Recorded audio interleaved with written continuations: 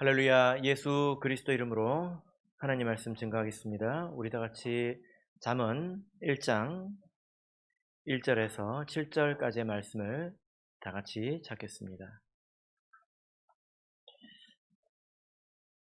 잠언 1장 1절부터 7절까지의 말씀을 저와 여러분이 한 절씩 교독하겠습니다.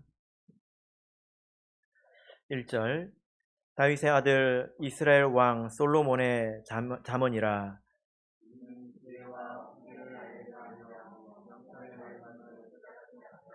지혜롭게 의롭게 공평하게 정직하게 행할 일에 대하여 훈계를 받게 하며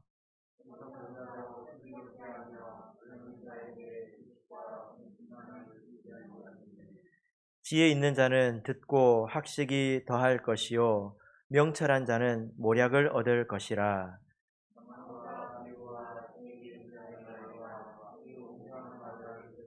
같이 읽겠습니다. 여호와를 경외하는 것이 지식의 근본이언을 미련한 자는 지혜와 훈계를 멸시하느니라. 아멘. 네, 오늘 이 시간은 잠언 참된 지혜의 말씀이라는 제목으로 하나님 말씀을 증거하겠습니다. 오늘 이 시간부터 잠언 말씀을 전하려고 합니다. 우리 성도님들께서 잠언 말씀을 참 좋아하시죠? 예. 왜냐하면 다른 것들은 읽어도 잘 이해가 안 되는데 잠언은 그래도 좀 읽으면 이해가 좀 되지 않습니까? 예. 우리 성도님들이 잠언 말씀을 듣고 또 읽으면서 깨우침을 많이 받으시는 것 같습니다. 그러다 보니까 더욱더 알고 싶은 마음이 생기겠죠.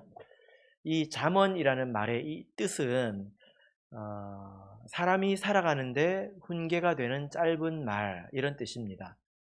속담이랑 비슷한 거죠. 그죠? 사람이 살아가면서 무언가를 이렇게 깨닫게 되는데 그것을 장황한 말로 막 풀어놓은 것이 아니라 아주 짧지만 또 생각하게 하는 그런 표현으로 해놓은 것을 잠언이라고 합니다. 그래서 이렇게 짧은 이제 말씀들로 쭉 이어져 있죠. 그러다 보니까 우리가 이 잠언을 읽을 때에 어떤 맥락을 떠나서 한 구절씩 읽는 경우가 이렇게 많이 있습니다. 그런데 잠언 이 말씀 안에도 구조가 있고 또 맥락이 있습니다. 전체적으로 잠언을 간단히 좀 말씀드리자면 1장부터 9장까지는 잠언의 서문입니다. 방금 읽으신 7절까지가 오늘 이제 서언이라고 할 수 있고요. 그 다음에 8절부터 보면 내 아들아 이렇게 나오죠. 그죠? 그 다음에 2장 1절 보세요. 또 뭐가 나옵니까? 내 아들아 나오죠. 그래서 아들에게 주는 10가지의 훈계가 9장까지 나옵니다. 그래서 내 아들아를 찾아보면 10개가 나옵니다. 정확하게 11개인데요. 그리고 이 9장 안의 말씀 가운데서 지혜가 마치 사람이 된 것처럼 스스로 연설하는 그런 장면도 나옵니다. 그래서 그 부분은 전체 단락으로 우리가 봐야 되겠죠. 10장을 보시면요. 10장을 보시면 이제 솔로몬의 잠언이라 이렇게 다시 잠언이 시작되는 것을 볼 수가 있습니다. 솔로몬의 첫 번째 잠언 전집인데요. 이 말씀을 읽으면 마치 한 절 한 절 우리가 읽을 수 있는 것 같지만 이 말씀 가운데도 일정 부분 맥락이 있습니다. 이 잠언이 다른 성경보다 그 문맥의 일관성은 떨어질 수밖에 없어요. 여러 가지 이야기가 적혀져 있는 그런 다른 성경보다는 떨어질 수밖에 없지만 이 잠언의 말씀을 이렇게 모으고 이렇게 편집을 할 때 아무래도 아무 생각 없이 그냥 쭉 나열하지는 않았을 거 아닙니까? 그죠? 예. 그래도 그런 그 방식으로 정리를 한 가운데 하나님의 어떤 그 뜻이 또 있을 수 있다는 것입니다. 그래서 10장부터 22장 16절까지가 솔로몬의 첫 번째 잠언입니다. 그 다음에 22장 17절부터 보시면 지혜자의 말씀이 나옵니다. 여기서 지혜자의 말씀 30수라고 이렇게 하는데요. 주제별로 뭐 경제생활 또 자녀에 대해서 뭐 10가지의 말씀, 또 7가지의 말씀, 또 5가지의 말씀 이런 것들이 또 덩어리져 있습니다. 이것이 24장까지 지속이 되고요. 25장부터 보면 25장 보실까요? 네, 여기 보면 1절을 같이 한번 읽어보겠습니다. 시작. 이것도 솔로몬의 잠언이요 유다왕 히스기야의 신하들이 편집한 것이니라. 예. 솔로몬 때에 많은 잠언이 있었는데요. 그 전해져 내려오던 그런 잠언의 말씀을 히스기야 때에 그 말씀을 맡은 그 신하들이 이것을 편집한 것이 25장부터의 말씀입니다. 쭉 가서 29장까지 이르게 됩니다. 이 가운데도 당연히 편집을 한 것이기 때문에 무작위로 그냥 나열한 것이 아니라 어떤 의미를 두고 이렇게 나열을 했다는 것입니다. 그래서 옛날에는 이 잠언이 그냥 한 구절 한 구절 그냥 읽어도 되는 말씀처럼 여겨졌는데요. 요즘에는 이 잠언의 그 맥락을 찾아서 그 안에서 이 뜻을 이해하려고 하는 그런 학자들이 많이 있습니다. 그 다음에 이제 30장, 31장이 이제 마지막입니다. 그래서 잠언은 31장까지 있죠. 그래서 그런 이야기 들어보셨습니까? 잠언이 왜 31장까지 있을까요? 예, 매일 한 장씩 읽으면 31일 한 달에 이제 한 권을 읽을 수 있다. 설마 그렇겠습니까? 그러나 그렇게 생각하시면 31장이라는 건 외우기 쉽죠. 30장, 31장은 아굴과 또 르무엘 왕이라는 사람의 잠언입니다. 예, 이렇게 잠언이 이제 구성되어 있습니다. 자, 그러면 여러분, 이 잠언의 저자는 누구라고 할 수 있을까요? 우리가 본 것처럼 잠언은 대체적으로 솔로몬 왕의 잠언입니다. 솔로몬 왕이 잠언한 것이죠. 열왕기상 4장을 보겠습니다. 열왕기상 4장을 보겠습니다. 여러분, 솔로몬 하면 무엇이 가장 먼저 생각나십니까? 지혜가 먼저 생각나죠. 그 지혜는 누가 주신 것일까요? 하나님께서 주신 것입니다. 열왕기상 4장 29절부터 34절까지를 보겠습니다. 열왕기상 4장 29절부터 34절까지를 제가 읽겠습니다. 29절. 하나님이 솔로몬에게 지혜와 총명을 심히 많이 주시고 또 넓은 마음을 주시되 바닷가의 모래같이 하시니 솔로몬의 지혜가 동양 모든 사람의 지혜와 애굽의 모든 지혜보다 뛰어난지라. 저는 모든 사람보다 지혜로워서 예스라 사람 에단과 마홀의 아들 헤만과 갈골과 다르다보다 나음으로 그 이름이 사방 모든 나라에 들렸더라.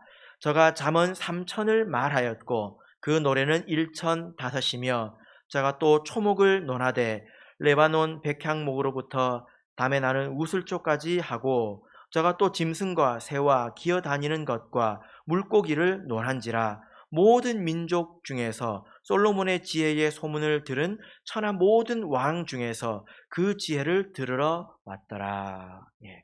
자, 여기 보면 하나님께서 솔로몬을 얼마나 지혜롭게 하셨는지를 기록하고 있죠. 여러분, 사람이 똑똑하면 얼마나 똑똑해질 수 있는지 아십니까? 어떤 사람은요, 실제로 있었던 사람인데요. 그 사람은 뭐라고 말하냐면 자기 머릿속에는 화이트보드가 있대요. 그래서 거기 써놓으면 잊어버리질 않는답니다. 근데 그 화이트보드 크기가 얼마나냐면 운동장만 하대. 그래서 여기 썼다가 쭉 갔다가 나중에 저리로 가서 보면 이제 그걸 기억할 수 있는 것입니다. 여러분들은 방금 들어도 방금 까먹잖아요. 그러니까 사람은 그럴 수도 있다는 것입니다. 그런 사람이 있습니다. 그런데 이렇게 하나님께서 가장 지혜롭고 이 총명하게 하셨다라고 하는 이 솔로몬은 어떤 사람이었을까요? 대단한 사람이었겠죠? 그죠? 예. 그래서 여기 말씀을 보시면 지혜와 총명을 심히 많이 주셨다. 이렇게 말씀을 하고 있습니다. 이것은 하나님께서 주셨다는 거죠. 예. 그리고 특별히 32절을 보면 저가 잠언 3천을 말하였고 이렇게 말씀을 하고 있습니다. 그러니까 이 솔로몬이 많은 지식과 또 지혜를 가지고 이 세상과 사람의 인생에 대해서 탐구를 했을 텐데 그 중에 정말 꼭 필요한 것들은 이렇게 기록을 했다는 것입니다.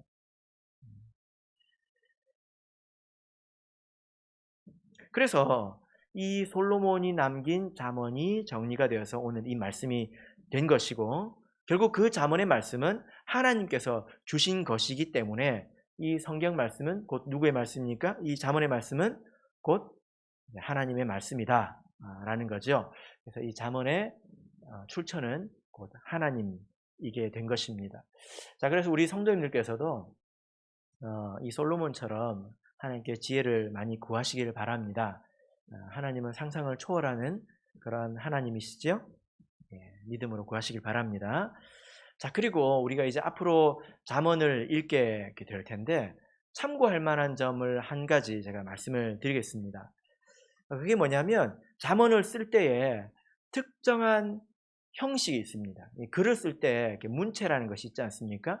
특정한 형식이 있는데 그것을 그 잠언에 많이 등장하는 그것을 일컬어서 평행법이라고 합니다. 뭐 이런 거 들으면 어렵잖아요. 그런데 사실 듣고 보면 어려운 거 아닙니다. 이게 뭐냐면은 같은 말을 반복하는 것입니다. 똑같은 말을 반복하는데 똑같이 반복하는 게 아니라 약간 다르게 반복하는 것입니다. 그래서 강조하기도 하고 또 내용을 확장하기도 하고 이제 그런 거예요. 했던 말 또 하고 또 하고 이런 느낌이 들지만 그것은 더 다양하게 보여주고자 하는 것입니다. 중요하다는 거죠. 예를 들면 자, 우리 오늘 말씀 가운데도 있는데요. 잠언 1장 2절을 보실까요? 잠언 1장 2절 말씀을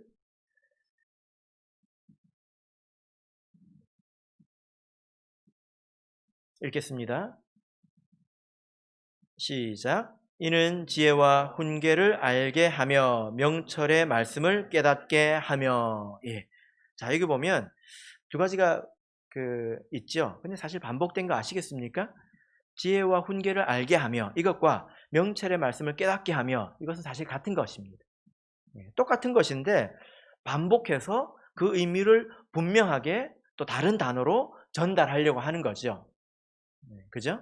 이것을 우리가 알고 잠언을 읽어보면 조금 더 분명하게 잠언의 말씀을 이해할 수가 있습니다. 이게 아주 많이 등장을 합니다.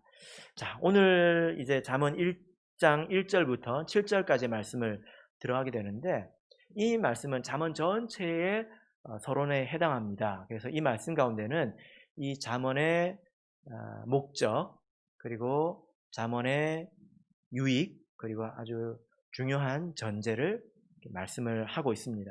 쉽게 이야기하면 잠언을 읽으면 뭐가 좋으냐 또 잠언을 우리가 왜 읽어야 되냐 그 필요성에 대해서 말씀을 하고 있다는 것입니다. 아무리 좋은 말씀이라도 우리가 그 필요성을 이렇게 모르면 잘 안 듣겠죠? 그래서 우리가 이 말씀을 잘 듣고 내가 잠언을 읽어야 되는 사람인가 아닌가 여러분들께서 한번 생각해 보시기를 바랍니다. 자, 2절 3절을 같이 읽겠습니다. 2절 3절 읽겠습니다. 시작. 이는 지혜와 훈계를 알게 하며 명철의 말씀을 깨닫게 하며 지혜롭게 의롭게 공평하게 정직하게 행할 일에 대하여 훈계를 받게 하며. 예.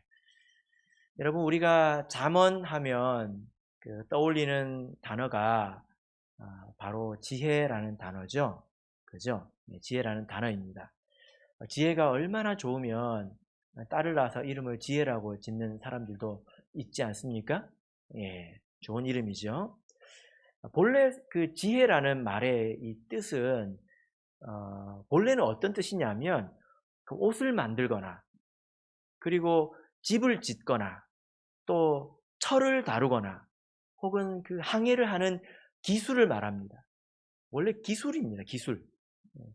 근데 이런 그 모든 일들을 하려고 하면 얄팍한 지식으로 이렇게 되는 게 아니잖아요. 예. 아무리 그 단순한 일인 것 같아도 그 속에는 원리가 있지 않습니까? 예. 뭐 한낱 그 음식을 만드는 일에도 원리가 있잖아요. 그죠? 예. 이런 모든 일에는 다 원리가 있습니다. 그냥 아무렇게나 해서 집이 만들어지는 게 아닙니다. 옷이 만들어지는 게 아니잖아요. 그죠? 예. 그 깊이 있는 이치를 이해하는 것, 그 깊이 있는 기술을 가지는 것, 그게 원래 지혜입니다. 근데 조금 더 근원적으로 이렇게 들어가서 보자면, 이 세상에도 이치가 있다는 거예요. 하나님께서 이 세상을 지으실 때 마구잡이로 지으신 것이 아니라 이 세상은 돌아가는 원리가 있습니다. 예. 질서가 있습니다. 그죠? 예. 물이 위에서 아래로 흐르지 않습니까? 그런 것처럼 질서가 있다는 것입니다. 자연이 순환하고 또 사람이 살아가고 또 우리가 서로 더불어 지내고 그 모든 것에는 질서가 있고 원리가 있습니다. 이걸 모르면 어떻게 될까요? 어떻게 될까요? 바람을 맞서서 살아가겠죠. 그죠? 질서를 거슬러서 살아가면 사는 게 얼마나 힘들겠습니까? 그죠? 자전거를 타고 가는데 앞에서 바람이 불어오는 것과 뒤에서 바람이 오는 것이 얼마나 다른지 아십니까?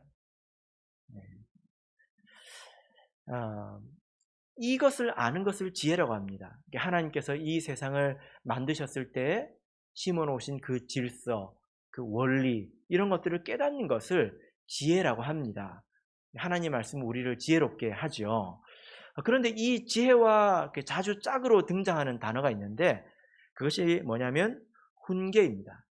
그래서 이전의 말씀을 보면 지혜와 훈계를 알게 하며 이렇게 말씀을 하고 있습니다. 예. 이 훈계라는 말은 징계라는 뜻입니다. 훈계라는 것은 징계라는 것인데 여러분 우리가요 바르게 아는 것도 필요하지만 잘못 아는 것을 교정하는 것도 필요합니다. 그렇지 않습니까? 여러분 고속도로를 이렇게 달려보면 때로는 저 보이는 끝까지 그 직진할 때가 있습니다. 그런데 쭉 뻗은 길인 것 같지만 그 뻗은 길을 운전하려면 끊임없이 핸들을 움직여야 되는 거 아십니까? 여러분 이런 사람이 있습니다. 내가 그 핸들을 이제 직진을 하니까 핸들을 이제 바로 딱 잡고 있어요. 그러면 저 끝까지 가겠지 하고 자요. 그럼 어떻게 될까요? 그 사람이 끝까지 갈 수 있을 것 같습니까? 못 갈 것 같습니까? 절대 해보지 마세요. 네. 너 죽고 나 죽는 길입니다. 예. 우리가 바른 길을 가려면 끊임없이 이렇게 움직여야 합니다. 그런데 고속도로에서 나는 핸들을 틀림없이 바로 잡고 있어. 그러니까 나는 바로 가고 있는 거야. 길이 잘못된 거야. 그러면서 끝까지 이 핸들을 바로 붙잡고 있는 사람이라면 어떻게 될까요? 나중에 큰 사고를 당하게 될 것입니다. 그런데 안타깝지만 고속도로에서는 이런 사람이 없습니다.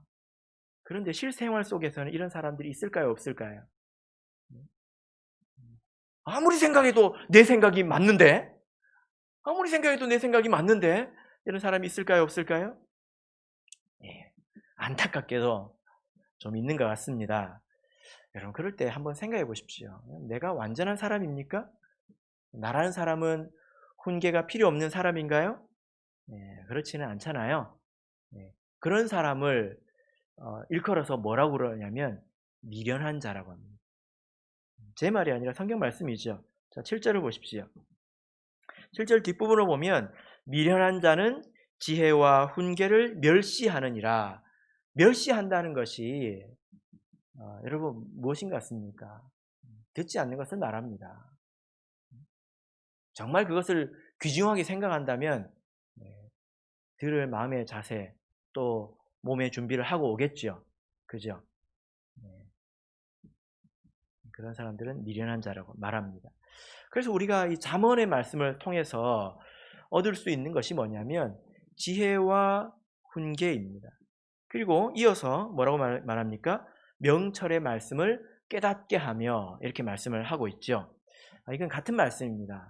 아까 평행법이라고 말씀을 드렸죠. 명철이라고 하는 것은 지혜가 이렇게 체득되어서 이제 지혜를 알아서 구체적으로 분별하는 것을 말합니다. 그러니까 사실 지혜와 명철이 뭐가 다르냐? 비슷한 말이에요. 그런데 조금 다른 측면을 말하는 것입니다. 그래서 오늘 이 말씀을 보면 지혜, 훈계, 명철, 학식, 근신, 모략 뭐 이런 여러 가지 단어들이 이렇게 등장하는데 이것은 그냥 다 지혜라고 생각해도 됩니다. 그것이 여러 가지 상황에서 여러 가지 면으로 드러나는 것을 이렇게 다양하게 표현한 것이죠. 지혜는 그냥 이치를 깨닫는 것이라면 명철은 그것이 구체적으로 실제 상황에서 분별할 수 있는 그런 힘으로 드러난 것을 명철이라고 하는 것입니다. 중요한 것은요, 알게 하며입니다. 알게 하며. 자, 우리 성도님들께서 지혜와 훈계를 알기를 원하시지 않습니까? 지혜를 받기를 원하시지 않습니까? 그죠? 네. 그런데 이 알게 하며라는 이 단어의 뜻이 뭐냐면요. 이거는 경험적으로 안다는 거예요.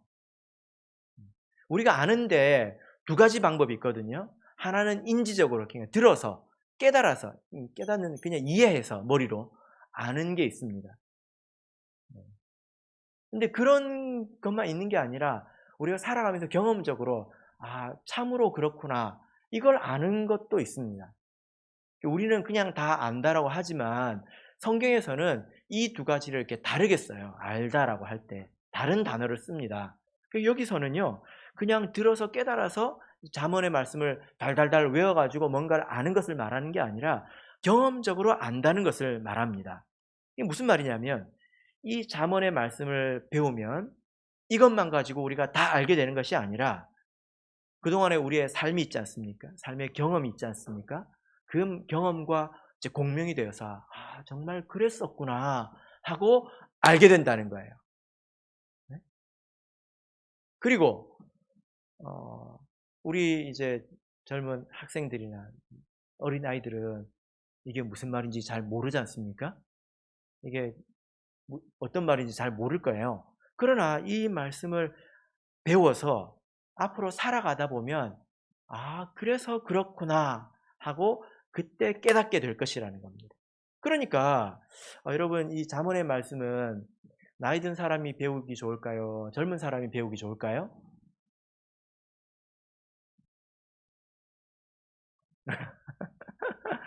여러분 성경뿐만이 아니라 모든 학습은 사실 나이가 들면서 더 하기 좋아집니다.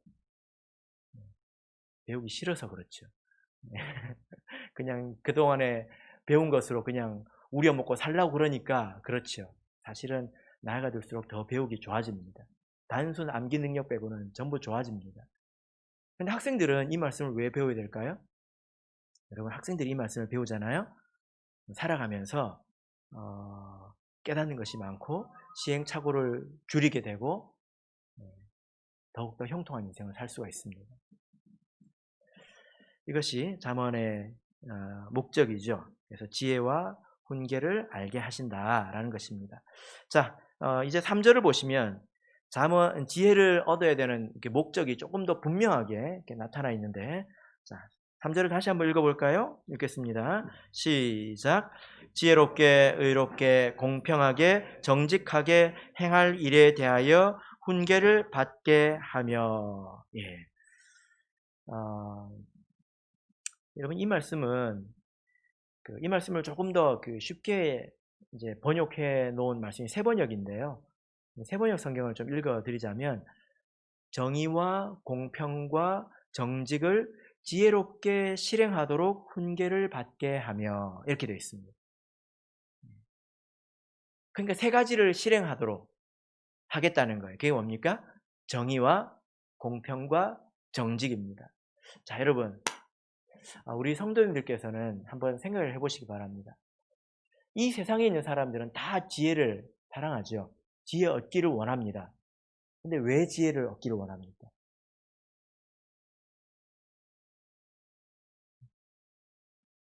왜 지혜를 얻기를 원합니까? 뭔가 이유가 있잖아요. 아주 비싼 대가를 치러서라도 지혜를 배우기를 원해요. 그러면 여러분들은 왜 지혜를 배우기 원하십니까? 한번 생각해 보십시오. 뭔가 열등감이 있습니까? 왜 지혜를 배우기 원하십니까? 이 말씀을 보면 우리가 지혜를 배워야 될 아주 분명한 이유를 세 가지를 말씀하고 있습니다. 그게 뭐라고요? 의롭게, 공평하게, 정직하게, 이겁니다. 의와 공평과 정직을 지혜롭게 행하도록 훈계를 받는다는 것입니다. 정의, 공평, 정직입니다. 여러분, 이 정의라고 하는 것은, 의라고 하는 것은 죄를 이기는 것이지 않습니까? 세상에서 우리가 아무리 뭘 잘한다 하더라도 죄를 지어가면서 하는 것은 아무 의미가 없습니다. 그것은 하나님과 이미 거리가 먼 것이죠. 그 다음에 공평이 무엇입니까? 공평이라고 하는 것은 어떤 행동에 대해서 내 마음이 휘어지지 않고 올바른 판단을 내리는 것을 말합니다. 내 가족이니까 이렇게 판단하고, 내가 미워하는 사람이니까 저렇게 판단하고, 그것은 공평하지 못한 거지요. 그죠? 이 공평이 대인관계의 기본입니다. 정직이라고 하는 것은요, 내가 내적으로 올바른 마음을 가지는 것을 말합니다. 어떤 것을 이렇게 말하고 행동하기 전에 내 내면에서 먼저 정직한 생각을 하는 것을 말합니다. 이것을 이루려면 우리에게 지혜가 필요하다는 것입니다. 그래서 이 의와 공평과 정직, 어떻게 여러분 좀 구미가 당기십니까? 내가 기도했던 게 아닌데 혹시 그러십니까? 이 의와 공평과 정직은 하나님 보시기에 바른 마음과 바른 삶이라고 말할 수 있습니다. 우리가 이것을 가져야 우리가 살아갈 때 형통하게 살 수 있죠. 여러분의 인생과 세상에 있는 사람이 별로 차이가 안 난다면 아마 여기에서부터 차이가 안 나서 그럴 겁니다. 의와 공평과 정직에서 차이가 안 나기 때문에 차이가 안 나는 것일 겁니다. 우리가 하나님에 합당한 사람이 돼야 우리가 사는 것도 세상 사람들과 차이가 나는 사람이 되겠죠? 그죠? 이것이 기본적인 이치입니다. 세상 사람들처럼 그저 내가 잘 살기 위해서, 잘 되기 위해서 우리가 지혜를 이렇게 원한다면 그것은 번지수를 잘못 찾은 것입니다. 그런데 여러분, 여러분들께서 느끼시겠지만 이 세상은 갈수록 악해지고 있습니다. 그래서 이 너무너무 죄악에 물들어서 뭐가 옳은지 정말 분간하기 힘든 사회이고요. 그리고 이 왜곡된 곳에서 내가 의와 공평과 정직을 이렇게 행하려고 하면 쉽게 행해지지 않습니다. 그러려면 내가 지혜가 있어야 돼요. 이 타락한 곳에서 나 자신을 이렇게 지키려면 지혜가 있어야 합니다. 지혜가 없으면 나 자신을 지킬 수가 없습니다.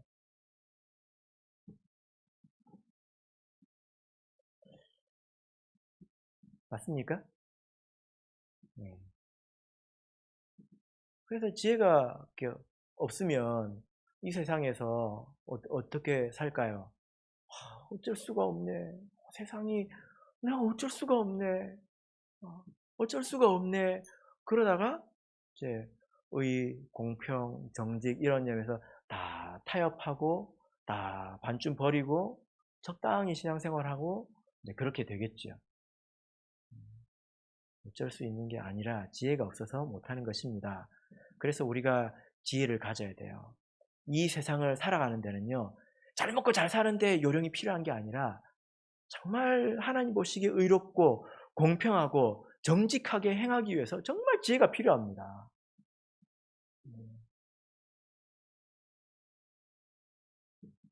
그래서 우리가 잠언 말씀을 배워야 되겠습니다. 자, 이제 4절부터 6절 말씀을 읽겠습니다. 4절에서 6절 읽겠습니다. 시작. 어리석은 자로 슬기롭게 하며 젊은 자에게 지식과 근신함을 주기 위한 것이니 지혜 있는 자는 듣고 학식이 더할 것이요 명철한 자는 모략을 얻을 것이라. 잠언과 비유와 지혜 있는 자의 말과 그 오묘한 말을 깨달으리라. 예. 자, 이제 잠언의 유익에 관한 말씀인데요.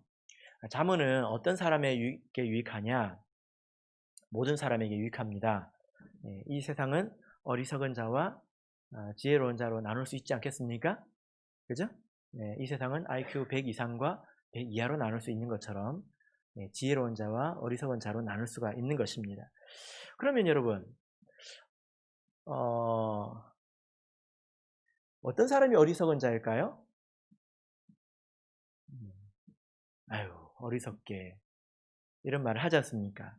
여기 말씀을 보면 어리석은 자로 슬기롭게 하며 또 젊은 자에게 지식과 근신함을 주기 위한 것이니 이렇게 말씀을 하고 있습니다.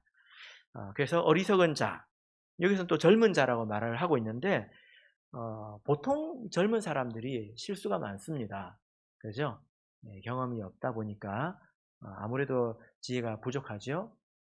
젊은 사람들은 자기가 잘난 줄 알지만 사실 그렇지 않은 경우가 많죠. 그래서 이 어리석은 자에게 슬기와 지식과 근신을 준다 이렇게 말씀하고 있는데 반대로 생각해 보면 어떤 사람이 어리석은 사람입니까? 슬기롭지 못하고 지식이 없고 그리고 근신하지 못하는 사람, 이 사람이 어리석은 사람 아닙니까? 그죠? 그럼 슬기가 뭘까요? 우리가 단어 공부하는 시간이네요. 오늘 보니까 지혜가 뭐냐, 명철이 뭐냐, 슬기가 뭐냐, 안다는 것이 뭐냐, 좀 익숙해져야 됩니다. 여러분, 저 사람 참 슬기롭다 할 때 슬기가 무엇입니까? 슬기는요, 사전을 찾아보면 이렇습니다.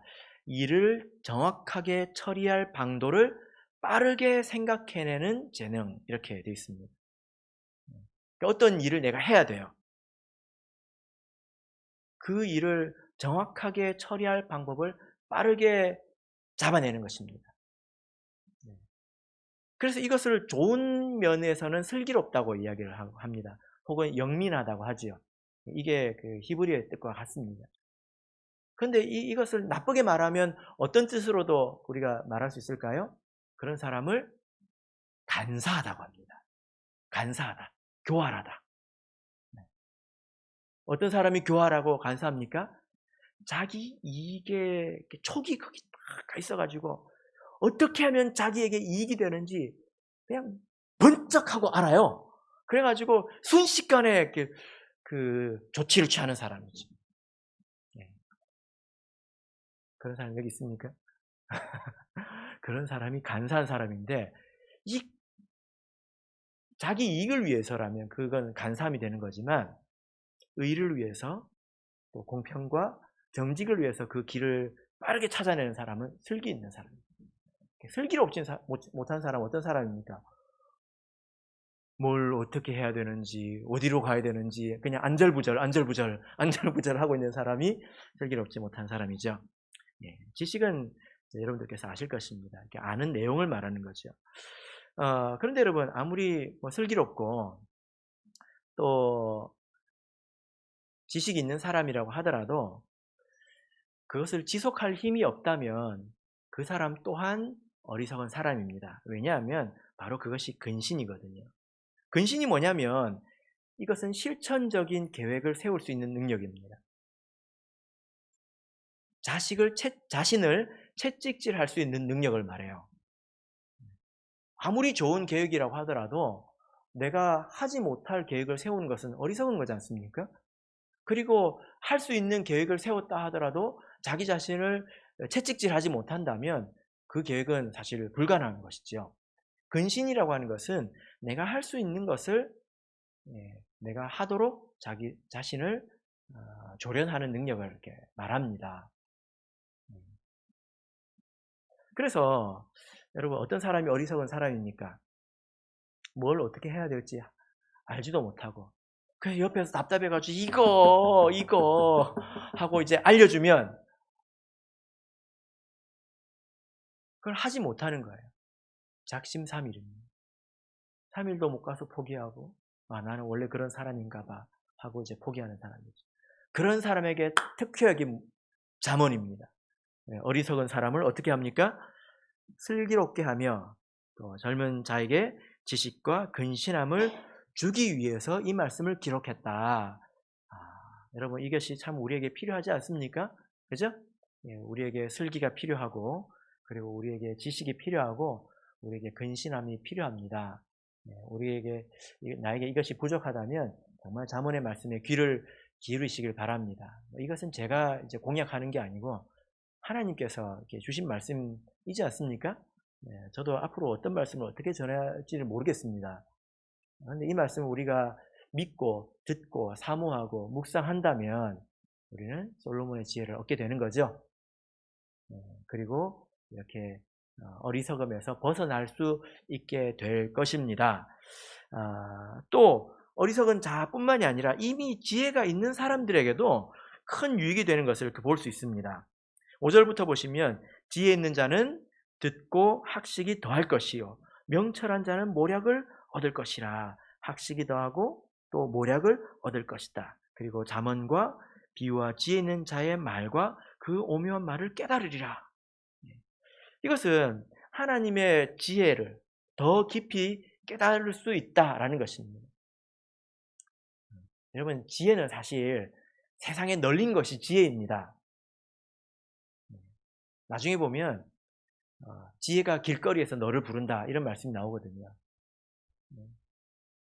근데 오늘 집에서 교회에 오시면서 지혜가 나를 부르는 소리를 들으셨습니까? 진명아 들으셨습니까? 거기 지혜가 있었는데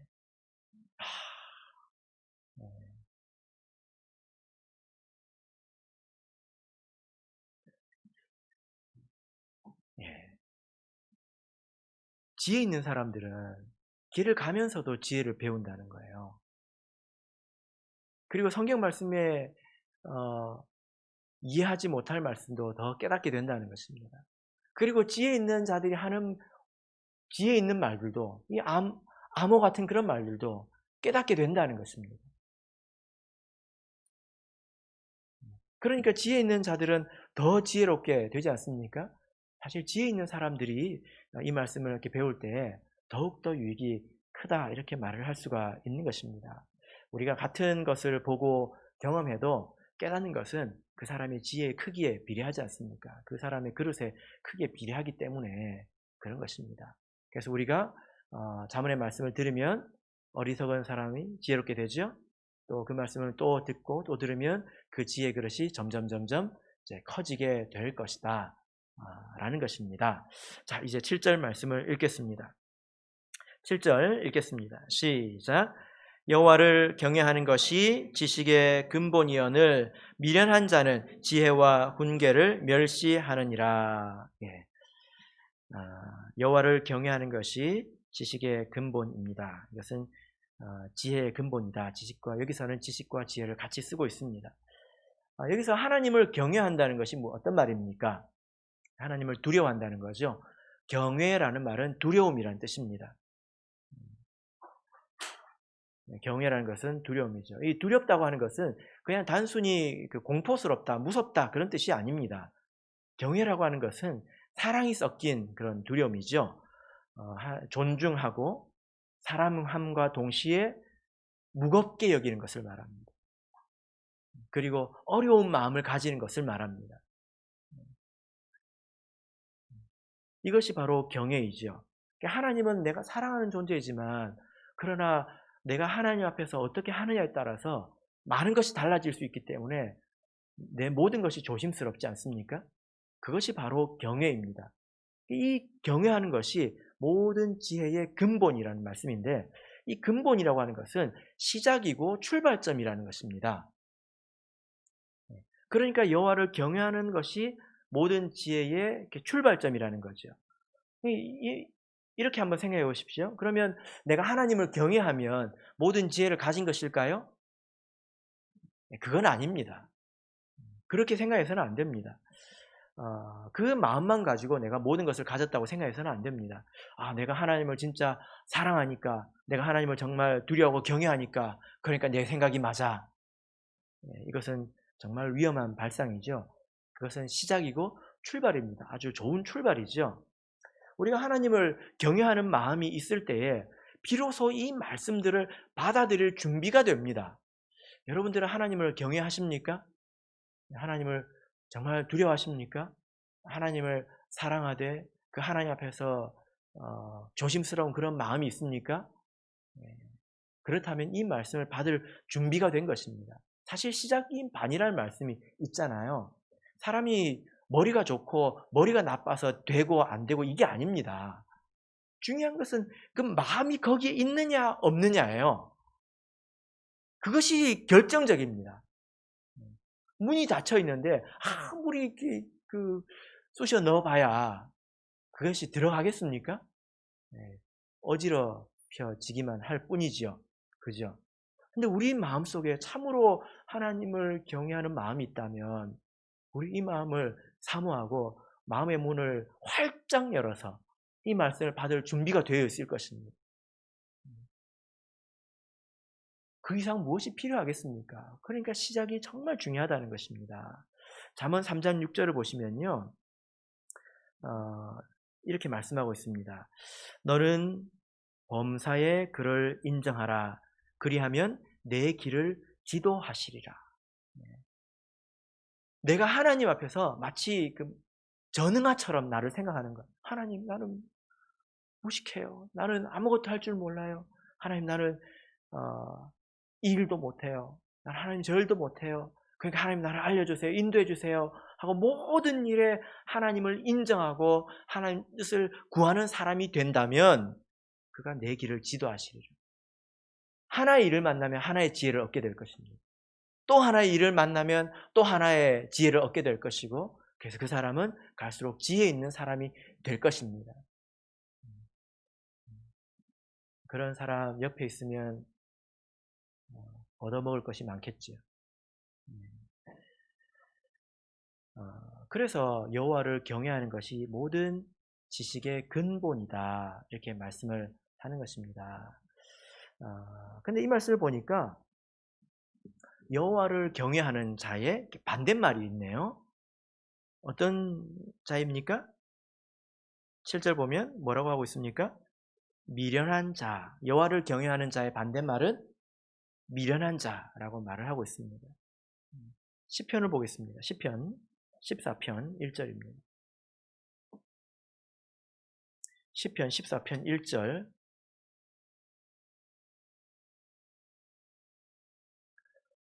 시편 14편 1절. 자, 우리 같이 읽겠습니다. 시편 14편 1절 읽겠습니다. 시작. 어리석은 자는 그 마음에 이르기를 하나님이 없다 하도다. 저희는 부패하고 소행이 가증하여 선을 행하는 자가 없도다. 여기 보면 어리석은 자는 그 마음에 이르기를 하나님이 없다 하도다. 여러분, 하나님이 없다고 말하는 사람들은요, 어리석은 자들입니다. 왜냐하면요. 왜 그렇겠습니까, 여러분? 여러분, 하나님이 없다 하는 사람들 만나보셨습니까? 사실 그런 사람들을 만나보면 사실은 그 사람들은 모릅니다. 하나님이 있는지 없는지 모른다고 말을 해야 되지 없다고 말을 할 수가 없습니다. 몇 가지를 물어보면 그 사람들도 모릅니다. 그런데 왜 없다고 말합니까? 그래서 제가 구도자들이 오면요. 제일 먼저 이 부분을 다룹니다. 당신은 하나님이 없다고 말할 것이 아니라 하나님이 있는지 없는지 모른다고 말해야 된다. 지금까지 한 명도 수긍하지 않은 사람이 없습니다. 왜냐하면 그들이 다 아는 사람이 아니거든요. 근데 실제로 조금 나은 사람들은요. 모른다고 말하지 없다고 말하지 않습니다. 정말 무식한 사람들이 없다고 말하지. 왜냐하면 어떻게 책임지려고 그런 말을 합니까? 그러니까 없다고 말을 하는 이유는요, 사실 진짜 없는 것을 내가 확실히 알아서 그런 말을 하는 게 아니라 없었으면 좋겠기 때문입니다. 제가 보니까 그렇더라고요. 하나님을 믿고 싶지 않아서 그렇습니다. 왜 믿고 싶지 않을까요? 하나님을 믿는 게 불편하거든요. 하나님을 믿는 것이 싫거든요. 그러니까 용감하게 없다고 말을 하는 것입니다. 어떻게 뒷감당을 하려고 그런지 모르겠습니다. 무슨 깨달음이 있어서 깊이 알아서 그런 것이 아니라 그냥 그렇게 용감하게 말하는 것입니다. 여러분, 이 세상에 정말 똑똑한 사람들이 다 이야기를 나눠도 결론이 안 나는 거예요. 그의 반에 반도 안 되는 평범한 사람들이 어떻게 그걸 알겠습니까? 그래서 세상에서 제일 무서운 사람이 어떤 사람이라고 그래요? 책 한 권 읽은 사람이라고 그러잖아요. 그거밖에 모르는 사람들. 그게 다인 줄 알고 무식하게 용감하게 떠들지요. 그런데 하나님이 듣고 계십니다. 그걸 어떻게 책임지려고 그런 말을 합니까? 그런 말을 해서는 안 됩니다. 그러니까 여기 보면 어리석은 자라고 얘기하지요. 그리고 저희는 부패하고 소행이 가증하여 선을 행하는 자가 없도다, 이렇게 말을 하고 있습니다. 사실 그렇게 말하는 데는 그 배경이 있는데 마음속에 욕심이 있다는 거예요. 그렇기 때문에 하나님이 없다고 말을 하고 싶은 것입니다. 사실 그런 사람들이야말로 하나님께서 불 가운데서 나타나시면 가장 먼저 무릎을 꿇을 사람 아니겠습니까? 그래서 우리는 결단코 이렇게 말을 해서는 안 될 것입니다. 우리는 하나님을 경외하는 사람이 돼야지, 우리가 이렇게 미련해서 지혜와 훈계를 멸시하고 나는 내 생각이 아무리 봐도 바르다 하고 끝까지 직진만 하시는 그런 사람이 되어서는 안 되겠습니다. 이 세상에는 그런 사람이 아무도 없습니다. 우리가 이제 잠언의 말씀을 이렇게 배우게 될 텐데요. 우리 모두가 이 지혜를 얻게 되기를 진심으로 바랍니다. 우리는 다 지혜가 필요하지요. 특별히 이제 말씀을 전하는 저를 위해서 기도해 주시길 바랍니다. 제가 먼저 잘 깨달아야 되지 않겠습니까? 그리고 먼저 우리 성도님들을 위해서 이제 기도할 것은, 우리가 정말 하나님을 경외하는 마음을 가지고 이 말씀 앞에 설 수 있도록 이렇게 마음을 준비하십시오. 우리 모두가 그런 마음으로 이 말씀을 들을 수 있도록 준비하시기를 이렇게 바랍니다. 그렇다면 이 말씀을 통해서 하나님께서 우리에게 정말로 지혜를 베풀어 주실 것입니다. 우리 다 같이 찬송하겠습니다.